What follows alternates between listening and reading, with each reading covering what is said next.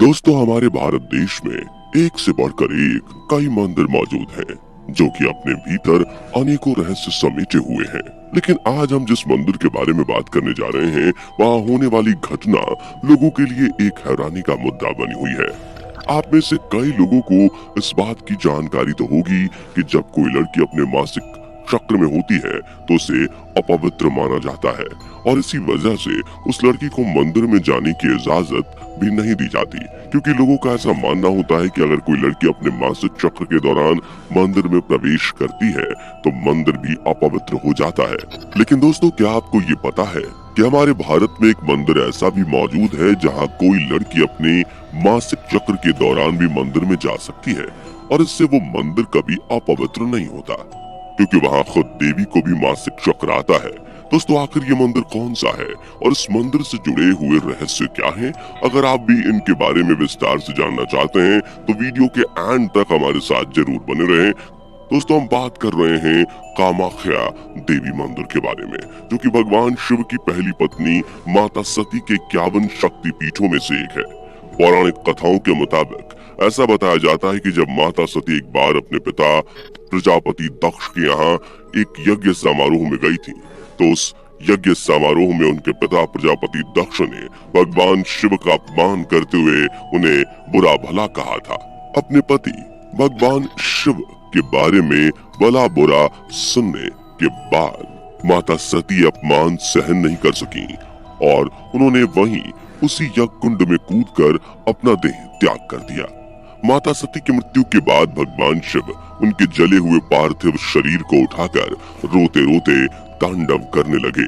भगवान शिव के तांडव से पृथ्वी पर प्रलय की घड़ियां मंडराने लगीं। तब भगवान विष्णु ने पृथ्वी पर आए हुए संकट को टालने के लिए अपने सुदर्शन चक्र से माता सती के पार्थिव शरीर के 51 टुकड़े कर दिए। इसके बाद धरती पर मौजूद जिस जिस जगह पर माता सती के पार्थिव शरीर के अंग गिरे, उन सभी जगहों पर 51 शक्तिपीठों की स्थापना हुई, और कामाख्या मंदिर इन 51 शक्तिपीठों में से एक है। दोस्तों, कथाओं के मुताबिक ऐसा बताया जाता है कि इस जगह पर देवी सती की योनि गिरी थी, जिस वजह से इस मंदिर में योनि की पूजा की जाती है। मान्यता है कि जब माता सती की योनि यहाँ पर गिरी थी तो वो एक कुंड में परिवर्तित हो गई थी, जो कि आज भी मंदिर में ही विराजमान है। आपको बता दें कि मंदिर में मौजूद इस कुंड को योनि कुंड के नाम से जाना जाता है। आपकी जानकारी के लिए बता दें कि ये मंदिर असम की राजधानी दिसपुर से लगभग 7 किलोमीटर दूर नीलांचल पर्वत पर स्थित है।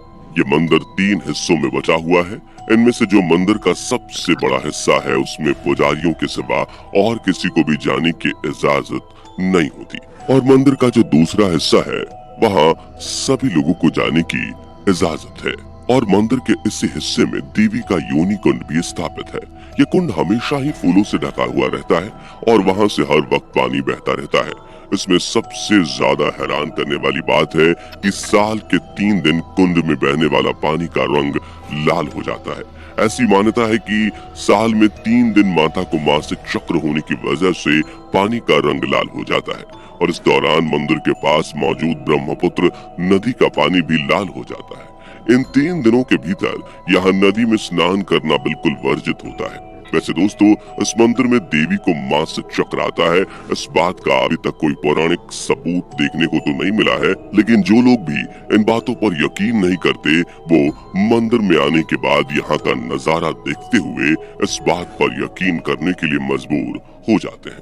दोस्तों, अगर इस मंदिर के प्रसाद पर गौर फरमाया जाए तो यहाँ बांटे जाने वाला प्रसाद भी अपने आप में काफी ज्यादा अनोखा होता है। जहाँ बाकी मंदिरों में भक्तों को प्रसाद के रूप में मिठाइयाँ बांटी जाती हैं, वहीं इस मंदिर में भक्तों को प्रसाद के रूप में देवी की योनि कुंड से निकलने वाला पानी दिया जाता है। इसके अलावा मंदिर में भक्तों को प्रसाद के रूप में एक लाल रंग का कपड़ा भी दिया जाता है, जिसे अम्बुवाची वस्त्र कहते हैं। दोस्तों, आपको बता दें कि ये कपड़ा देवी की रसवला का कपड़ा होता है, और ऐसा बताया जाता है कि जब इस मंदिर में देवी अपने मासिक चक्र के दौरान रसवला से होती हैं, तो 4 दिन के लिए इस मंदिर को पूरी तरह से बंद कर दिया जाता है, और इन 4 दिनों में उनके लिए एक सफेद कपड़ा बिछा दिया जाता है, और फिर 4 दिन बाद जब मंदिर का दरवाजा खोला जाता है तो कपड़ा माता के खून से भीगकर लाल रंग का हो जाता है। फिर बाद में इसी कपड़े को भक्तों के बीच प्रसाद के रूप में बांट दिया जाता है, जिसे भक्त अपने अपने घरों में ले जाकर पूजा के स्थान पर रखते हैं। दोस्तों, इस कपड़े के बारे में ऐसी मान्यता है कि जो भी भक्त इस कपड़े को अपने घर में ले जाते हैं, देवी कामाख्या उनके सारे कष्ट दूर कर देती हैं। इसी के साथ साथ दोस्तों, इस मंदिर को तंत्र विद्या के लिए भी काफी माना जाता है। इस मंदिर के आसपास ऐसे कई तांत्रिक पाए जाते हैं जिनकी तंत्र विद्या बेहद ही कारगर है। यहाँ पर जून के महीने में एक विशाल मेले का आयोजन भी होता है, जिसे अम्बुवाची मेले के नाम से जाना जाता है। इस मेले के दौरान ही कई तांत्रिक अपनी कार्य सिद्धि करते हैं और इस मेले के दौरान 4 दिनों के लिए मंदिर के दरवाजे भी बंद कर दिए जाते हैं, क्योंकि ये 4 दिन माता के विश्राम का समय होता है। ऐसा माना जाता है कि देवी पारंपरिक रिवाजों के अनुसार अपने मासिक चक्र के दौरान 4 दिनों तक विश्राम करती हैं। इन दिनों के भीतर जब देवी का मासिक चक्र चलता है तो सभी लोग अपने धार्मिक कामों को स्थगित कर देते हैं। सभी लोग जैसे किसान खुदाई, जुताई और फसलों की बुआई आदि सारे काम बंद कर देते हैं। विद्वान, ब्रह्मचारी और ब्राह्मण इन दिनों पके हुए खाने का सख्त परहेज करते हैं और उसे छूते तक नहीं है। इन दिनों सभी ब्राह्मण धार्मिक पुस्तकों को जरूर पढ़ते हैं। दोस्तों, आपको जानकर हैरानी होगी कि इस पूरे मंदिर में कहीं भी देवी की एक प्रतिमा भी स्थापित नहीं है। इस मंदिर में सिर्फ एक विभाजित हुई चट्टान स्थापित है जो कि देवी की योनि को दर्शाती है। यहाँ एक प्राकृतिक झरना भी मौजूद है, जिस वजह से मंदिर का ये भाग हमेशा ही गीला रहता है। आपको बता दें कि झरने से बहने वाले इस पानी को काफी ज्यादा प्रभावी और शक्तिशाली माना जाता है। इस जल का रोज सेवन करने से कोई भी रोगी अपनी बड़ी से बड़ी बीमारी से निजात पा सकता है। दोस्तों, इस मंदिर में एक पारंपरिक रिवाज सदियों से चला आ रहा है, जिसके मुताबिक यहाँ पर तंत्र साधना के लिए पशुओं की बलि दी जाती है। लेकिन इसमें खास बात यह है कि बलि के लिए मादा जानवर को इस्तेमाल नहीं किया जाता। पशुओं की बलि देने की सबसे बड़ी वजह यह है क्योंकि इस मंदिर को तंत्र साधना के लिए दुनिया का सबसे महत्वपूर्ण स्थान माना जाता है।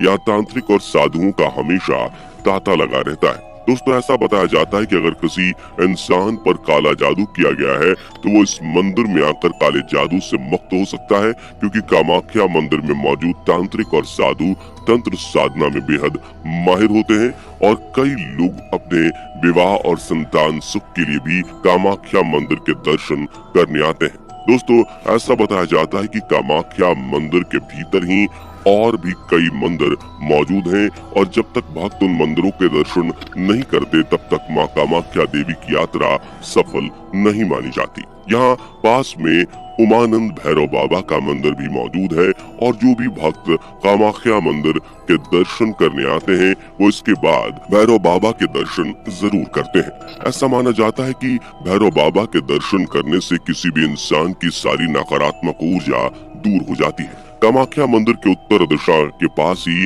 सौभाग्य कुंड नाम का एक तालाब भी मौजूद है। कहा जाता है कि मंदिर में दर्शन करने के साथ साथ अगर कोई भक्त इस कुंड में स्नान करता है तो उसके सारे पाप नष्ट हो जाते हैं और पुण्य की प्राप्ति होती है। तालाब के पास ही श्री गणेश जी का भी एक मंदिर मौजूद है और जब भक्त इस कुंड में स्नान कर लेते हैं तो उसके बाद भक्तगण श्री गणेश जी के मंदिर के दर्शन के लिए आगे बढ़ते हैं। इस मंदिर के उत्तर दिशा में 10 भुजाकार भगवान शिव का भी एक मंदिर मौजूद है और दक्षिण दिशा में कामेश्वरी देवी का मंदिर मौजूद है। यहाँ आने के बाद श्रद्धालु पहले कामेश्वरी देवी और फिर कामेश्वर शिव के दर्शन करते हैं। दोस्तों, यहाँ से 10 सीढ़ी नीचे एक गुफा मौजूद है।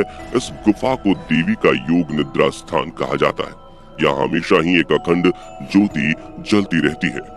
दोस्तों, अगर इस मंदिर के पूजा के समय की बात करें तो आपको बता दें कि पुजारी रोज सुबह 5 बजे उठकर माता कामाख्या को स्नान कराते हैं और स्नान कराने के बाद रोज 6 बजे देवी की पूजा की जाती है और 8 बजते ही भक्तों के लिए मंदिर के दरवाजे खोल दिए जाते हैं। लेकिन दोपहर के 1 बजे मंदिर के दरवाजे वापस बंद कर दिए जाते हैं। फिर माता को भोग चढ़ाया जाता है। उसके बाद वो प्रसाद सभी श्रद्धालुओं में बांटा जाता है। फिर 2:30 बजते ही मंदिर के द्वार वापस खोल दिए जाते हैं। इसके बाद जब शाम के 7:30 बजते हैं तो माता की आरती शुरू हो जाती है और फिर आरती के बाद मंदिर के कपाट वापस बंद कर दिए जाते हैं। वैसे दोस्तों, कमेंट करके बताइए कि इस वीडियो को देखने से पहले क्या आपको कामाख्या देवी मंदिर के इन रहस्यों के बारे में जानकारी थी या नहीं। जाने से पहले वीडियो को लाइक शेयर जरूर करें और ऐसी ही और वीडियोस के लिए इस चैनल को सब्सक्राइब करके बेल नोटिफिकेशन को भी जरूर ऑन कर लें। धन्यवाद।